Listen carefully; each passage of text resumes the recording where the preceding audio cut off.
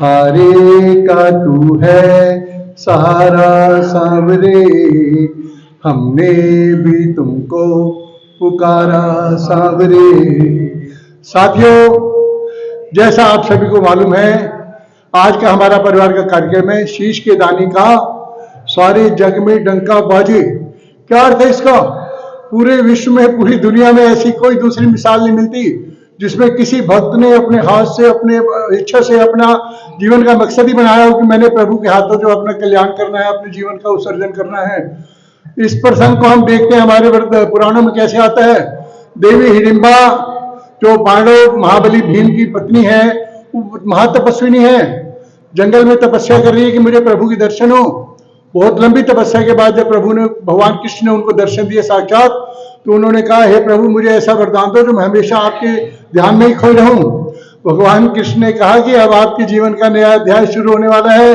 आपने इस दुनिया के लिए एक ऐसा काम करना है जो आज तक कोई माँ नहीं कर सकी, कोई दादी नहीं कर सकी।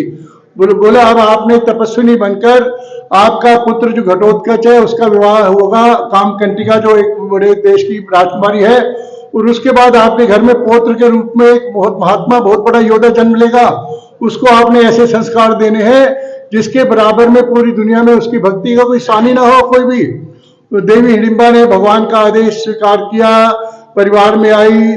उनके घर में महात्मा बर्बरीक ने बालक रूप में जन्म लिया। बचपन से ही तेजस्वी चेहरे पर जो है मुखमंडल देखते ही ऐसे लगता था मानो सैकड़ों सूर्यालोकित तो होठ है उनके चेहरे पर। 12 वर्ष की आयु तक देवी हिडिंबा ने दादी के रूप में उनको बड़ी वीरता भरी कहानियां, हमारे जो सनातन की पुरातन परंपराएं बताई।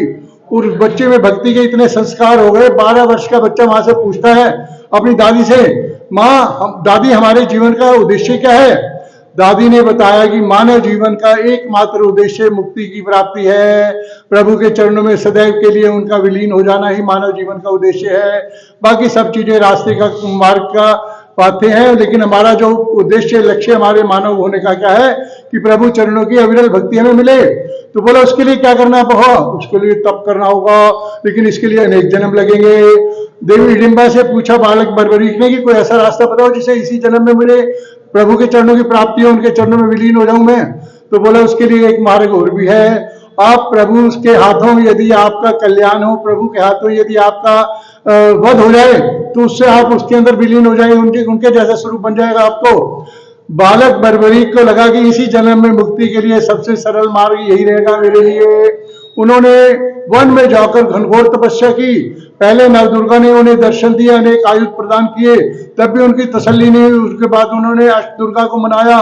उसके बाद वैष्णवी ने उन्हें अपराजिता शक्ति दी। अपराजिता वो शक्ति जिसका कोई जीवन में उसका कोई काट ही नहीं है, उस शक्ति का, ऐसी बड़ी शक्ति को लेकर वो आ गए।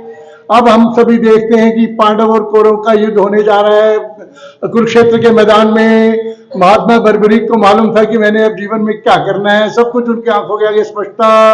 और हमारे कृष्ण कन्हैया तो अंतर्यामी है ही। बताते हैं हमें वृत्तांत क्या देखते सुनते हैं कि महात्मा बर्बरीक अकेले अपने रथ पर सवार होकर कुरुक्षेत्र के मैदान की ओर जा रहे हैं। जो हमारे कृष्ण कन्हैया है वो पांडवों के साथी हैं। उन्होंने ब्राह्मण का वेश लिया और मार्ग में पूछा, हे महात्मा बर्बरीक, हे योद्धा बर्बरीक, कहाँ जा रहे हैं आप? बोले मैं कुरुक्षेत्र के मैदान में जा रहा हूँ। बोला आपके पास तो कोई सेना है ही नहीं। बोला मुझे किसी सेना की आवश्यकता नहीं है, मेरे ये 3 बाण जो रखे हैं ना, ये पूरी सेना को, पूरे बड़े से बड़े योद्धाओं को समाप्त करने के लिए बहुत है। तो इस समय बोले कि आपका युद्ध किससे है? बोला मेरा युद्ध किसी से नहीं है, जो पक्ष हार रहा होगा मैं उसकी तरफ से लड़ूंगा। अब भगवान कृष्ण जो पांडवों के साथी थे उनको पता था कि हारना तो कौरवों ने है, क्योंकि जीत हमेशा सच्चाई की होती है। जिधर कृष्ण भगवान है, जिधर कन्हैया है, उधर ही जीत होती है। तो उन्होंने कहा फिर आपके पास शक्ति कौन सी है? हमें बताते हैं कि उन्होंने एक बाण मारा और एक वृक्ष के लाखों करोड़ों पत्ते बीन गए, और एक पत्ता जो भगवान कृष्ण ने परीक्षा लेने के लिए अपने पैर के नीचे दबा दिया था, कहते हैं वो बाण उनके पैर पर आकर ठहर गया। और उन्होंने कहा कि कृष्ण कन्हैया अपना, हे ब्राह्मण, अपना पैर हटा ले वरना ये आपके पैर को छेद कर नीचे पत्ते तक पहुंच जाएगा। अब कृष्ण भगवान को लगा कि इसकी बातों में सच्चाई है, ये योद्धा जो कह रहा है वो कर सकता है, एक ही बाण में पांडवों को ये खत्म कर सकता है। उन्होंने फिर उसे कहा कि मैं आपको युद्ध के लिए नहीं जाने दूंगा, लेकिन बर्बरीक ने हठ ठान लिया कि मैं युद्ध के लिए ही जाऊंगा और जो पक्ष हारेगा उसके लिए ही लड़ूंगा। हम सभी ने देखा उस वृतांत में कि भगवान श्री कृष्ण ने अपनी शक्ति दिखाई और सुदर्शन चक्र से उनको गला उनका काट दिया। उसके बाद जब गला कटने के बाद महात्मा बर्बरी क्या बोले मुस्कुराते हुए, हे प्रभु, ये मैंने अपनी, आप भी अंतर्यामी हैं, मुझे भी आपकी शक्ति का पता है, आप साक्षात भगवान हैं। मैंने मुक्ति के लिए ही ये सब साधन किया था और मेरा जीवन का देह सफल हुआ, आपके हाथों मेरा वध हुआ। आज मैं अपने जीवन का देह पाकर संतुष्ट हूँ। भगवान कृष्ण बहुत प्रसन्न हुए उसकी विनम्रता देखकर महात्मा बर्बरी की। उन्होंने कहा कुछ मांगना है तो मांग लीजिए। उन्होंने कहा मैं आपके जो कौरव पांडव का एक ऐसा युद्ध है, महायुद्ध, जो ऐसा युद्ध ना कभी हुआ होगा, ना कभी वर्तमान आगे जीवन में होगा, मैं इसको अपनी आंखों से देखना चाहता हूं। भगवान कृष्ण ने उनको शक्ति प्रदान की। वहां जो मैदान था उसके ऊपर एक बहुत विशाल वृक्ष था, ऊंचा सबसे, उसके ऊपर उनके मस्तक को इस ढंग से स्थापित किया कि चारों ओर वो युद्ध को देख सकते थे। तो हम क्या देखते हैं उसमें, बड़ा भीषण युद्ध हुआ, हजारों लाखों योद्धा मारे गए।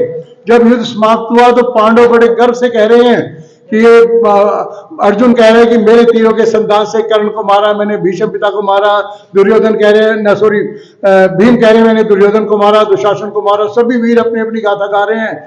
वो सब वहां बात करते करते पहुंचे जहां उनका मस्तक विराजमान था, बर्बरी का, महात्मा बर्बरी का, योद्धा बर्बरी का। तो उन्होंने, वो मस्तक हंस रहा है, खिलखिला के टटास लगा रहा है। वो बोले आप हमारा मजाक उड़ा रहे हैं क्या? पांडवों ने कहा। बोले नहीं, मैं आपको सच्चाई बता दूंगा तो आपके पैरों तले जमीन निकल जाएगी। उन्होंने कहा बताओ सच्चाई। भगवान कृष्ण ने मना किया, बोला मत बताएं, इसमें किसी का लाभ नहीं है। लेकिन महात्मा बर्बरी ने कहा यदि मैं सच्चाई बताऊंगा तो मुझे इसका अंदर से संतुष्टि मिलेगी। मैंने जाते जाते एक सच्चाई सबको बताई। बोला बताइए बर्बरी जी क्या देखा आपने? बोलो वहां चाहे भीष्म का वध हो रहा है अर्जुन के बाणों से, चाहे कर्ण को मार रहे हैं, चाहे दुर्योधन को मार रहे हैं भीम, उससे पहले भगवान कृष्ण का सुदर्शन जाकर एक पल पहले उसका वध कर देता था, उसके बाद उसका प्रहार लगता था वहां पर। यानी पूरे इस युद्ध में पापियों को मारने के लिए केवल भगवान कृष्ण का चक्र काम कर रहा था, बाकी सब आप निमित्त बन रहे थे। यह सुनकर सभी पांडवों का मस्तक लज्जा से नीचे हो गया।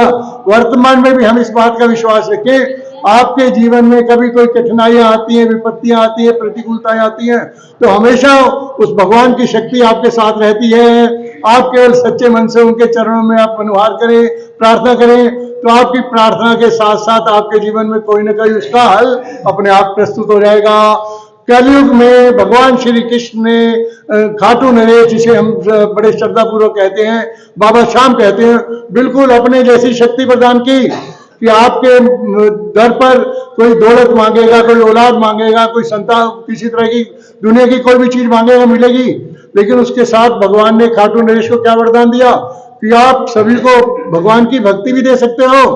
अनेकों अनेकों ऐसे लोग हैं जो खाटू नरेश के दर्शन करते हैं और वहां दुनिया की कोई चीज नहीं मांगते। क्या मांगते हैं? प्रभु चरणों में भक्ति की, जो मानव जीवन का सबसे सर्वोत्तम हमारा लाभ है। हम सभी बड़े प्रेम से श्रद्धा से बोलेंगे, बोलो हारे के सहारे की जय, खाटू नरेश की जय, श्याम सरकार की, तीन बाण धारी की जय, श्री श्याम।